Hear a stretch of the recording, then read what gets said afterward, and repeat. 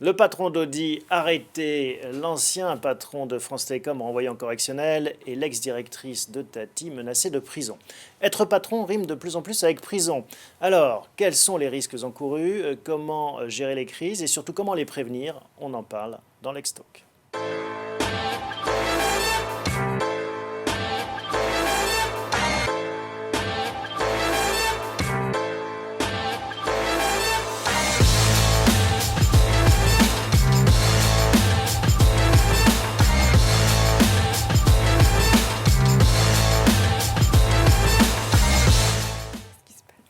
Pour évoquer le risque pénal du chef d'entreprise, on a le plaisir d'accueillir deux spécialistes du cabinet de Gaulle Florence et Associés, Alban Lancrenon et Cécile Buzy. Bonjour à toutes les deux. Bonjour Thomas. Bonjour Thomas. Peut-être pour commencer, les risques, les vrais risques d'un chef d'entreprise, quels sont-ils? Alors aujourd'hui, le risque pénal est protéiforme. On pense traditionnellement aux infractions qui sont l'apanage du droit pénal des affaires, la fraude fiscale, l'abus de biens sociaux. La corruption? La corruption, absolument. Mais aujourd'hui, le risque pénal touche l'ensemble de l'activité économique puisque de multiples dispositions pénales viennent sanctionner le non-respect de la réglementation. Je pense à la réglementation en matière d'environnement particulièrement. Il y a aussi une nouvelle évolution en matière du risque pénal au sein d'entreprises, c'est que l'aspect répressif est utilisé sous forme d'étendard en réalité pour faire craindre la sanction et pour favoriser les mesures de prévention, notamment dans le cadre de la lutte contre la corruption, de la lutte contre le blanchiment. Tout ce mouvement, c'est la pénalisation de la vie des affaires, c'est ce qu'on dénomme ainsi? C'est la pénalisation, exactement. Peut-être qu'on peut préciser en amont que pour qu'une responsabilité pénale soit engagée, il faut la réunion de 3 éléments. D'abord, il faut un texte, une incrimination. Le seul fait d'être ici tous réunis n'est pas pénalement sanctionné, n'est pas pénalement incriminé, Dieu merci. En revanche, le fait d'attraper frauduleusement la chose qui appartient à autrui, c'est du vol et c'est sanctionné par le code pénal. Ça, c'est l'élément légal. Il y a aussi l'élément matériel qui consiste en une action, un geste de violence par exemple, en une omission, ne pas déclarer tel ou tel salarié. Et puis, dernier élément, c'est l'élément moral, le dol, le fait de vouloir commettre un acte délictueux. Et c'est l'ensemble de la réunion de ces 3 éléments qui fait qu'une infraction est caractérisée ou non. Cécile, il y a d'autres risques également? Oui, il y a d'autres risques en matière de droit du travail, en matière d'hygiène et sécurité. La responsabilité pénale des dirigeants peut être engagée en fait si un accident du travail survient et que le dirigeant avait conscience ou aurait dû avoir conscience du risque auquel étaient exposés ses salariés et qu'il n'a pas pris aucun moyen pour lutter contre ce risque. Il faut rappeler aujourd'hui que le suicide peut être qualifié d'accident du travail. C'est pourquoi la gestion des risques psychosociaux est devenue une question principale, majeure pour les dirigeants aujourd'hui.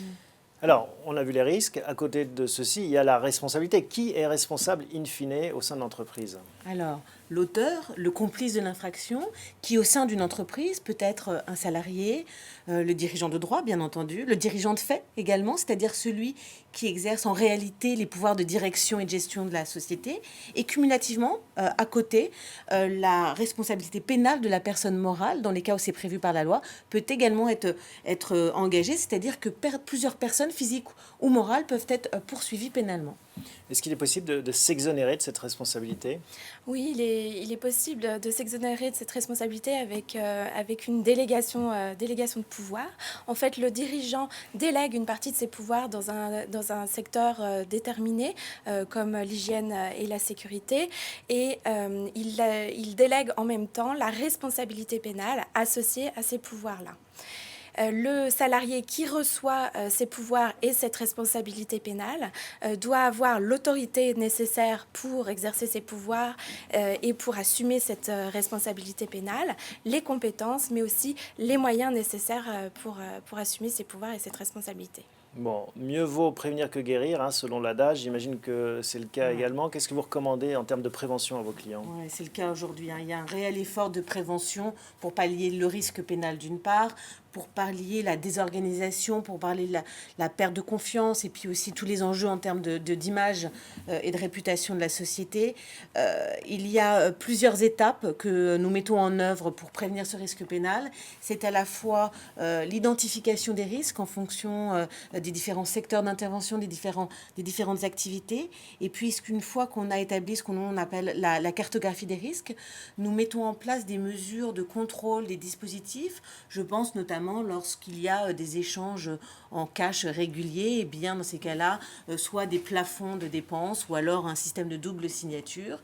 Et s'accompagne également une mesure essentielle qui relève d'un effort de pédagogie à l'égard des équipes et des salariés, c'est-à-dire l'information et la formation régulière des salariés au sein de l'entreprise. Et si malgré tout une crise survient, comment est-ce qu'on doit réagir? Alors, il faut toujours être actif et non pas rester passif, hein. On est actif dans la prévention, mais on est aussi actif quand survient un risque. Il faut tout de suite procéder à des enquêtes contradictoires, éventuellement, entre une victime et l'auteur de faits de harcèlement prétendu. Et aussi élargir cette enquête auprès de différents salariés dans l'entreprise pour vérifier un peu si d'autres salariés seraient touchés. Il faut prendre les mesures nécessaires pour préserver les preuves dont on aura besoin dans un procès éventuel. Il faut prendre les mesures pour protéger les salariés éventuellement dans le cas d'un accident du travail, protéger la zone, protéger les salariés, mettre en place une ligne d'écoute téléphonique, notamment en cas de suicide, et se poser la question aussi de la saisine ou non des représentants du personnel et d'interlocuteurs externes comme la médecine du travail. On parle beaucoup des risques pénaux. Est-ce qu'au final, des patrons dorment derrière les barreaux? Est-ce qu'il y en a qui vont en prison? Il y en a certainement qui vont en prison, mais plus généralement, ce sont des peines d'amende et des peines d'emprisonnement avec sursis qui sont prononcées. Alors, c'est vrai que ces sanctions peuvent paraître parfois minimes, voire symboliques. Il ne faut pas oublier un point, c'est que la sanction pénale en tant que telle peut avoir des conséquences redoutables. C'est une grosse tâche sur un CV, par C'est une exemple. grosse tâche sur un CV. Aujourd'hui, les postes clés, les postes des dirigeants font toujours l'objet d'investigations et d'enquêtes d'honorabilité. Dans la mesure où les sanctions pénales sont publiques, elles apparaissent très rapidement et tel candidat qui aura fait l'objet d'une enquête ou d'une sanction sera vite écarté. De la même façon, les entreprises, dans le cadre des due diligence, l'une des premières questions qu'on voit, c'est, notamment à l'international, est-ce que votre société, vos dirigeants ont fait l'objet d'une sanction pénale? Et le cas échéant, c'est l'opprobre qui est jeté sur l'ensemble de la société. Mieux vaut en effet ne pas avoir à cocher cette case. Merci à toutes les deux pour toutes ces explications. Si vous voulez en savoir plus, vous pouvez bien sûr contacter nos avocates du cabinet de Gaulle Florence Associés à l'adresse suivante contact@dgfla.com. Elle s'affiche tout de suite après. Merci de votre fidélité. À bientôt pour un prochain épisode de L'Extalk.